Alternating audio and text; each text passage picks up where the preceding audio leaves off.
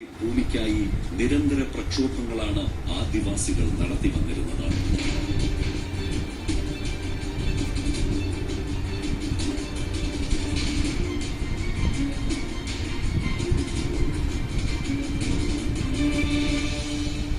നമ്മുടെ സർക്കാർ ആ പോരാട്ടങ്ങളെയും ഹൃദയത്തിലേറ്റി.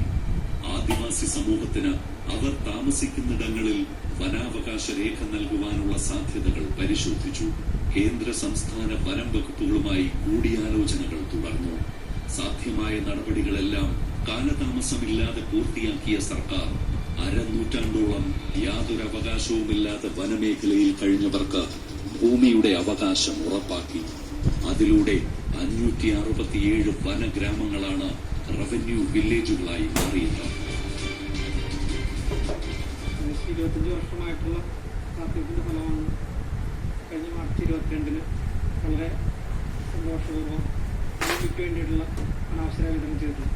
ഈ ഭൂമി കിട്ടിയത് കാരണം അത് ഞങ്ങളുടെ വലിയൊരു സ്വപ്നമായിരുന്നു ഭൂമി എന്നുള്ളത്.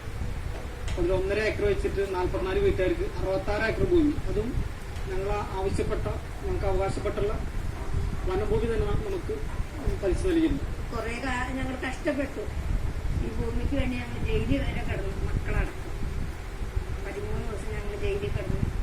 പിന്നെ ഒറ്റയ്ക്ക് ഞാൻ തന്നെ 2 ദിവസം ജയിലിൽ കിടന്നു. അങ്ങനെ കുറെ കാര്യങ്ങൾ ഞങ്ങൾ ഇതിനു വേണ്ടി ദുരിതം കഴിച്ചു. 10-25 വർഷത്തിന്റെ ഉള്ളിൽ ഇതിപ്പോ LDF സർക്കാരിന്റെ ഒരു ഭരണം വന്നതിന്റെ ശേഷമാണ് ഈ ഭൂമി കിട്ടിയതും ഞങ്ങൾ സന്തോഷത്തോടുകൂടി ഭൂമിയിൽ പണിയെടുക്കാൻ തുടങ്ങിയത്. ഈ ഭൂമി കിട്ടിയത് എനിക്ക് സന്തോഷമുണ്ട്. ഞങ്ങളുടെ കുട്ടികൾ കിട്ടിയാണ് കുറേ ദുരിതങ്ങൾ കഴിക്കുന്നുണ്ട്. അപ്പോൾ ഭൂമി കിട്ടിയതിൽ ഞങ്ങൾക്ക് സന്തോഷമുണ്ട്. ഞങ്ങൾക്ക് ജയിലിൽ കിടന്നതിൻ്റെ ഭാഗമായിട്ട് കിട്ടിയത് ഞങ്ങൾക്ക് വളരെ സന്തോഷം. ഞങ്ങൾ വർഷങ്ങളായി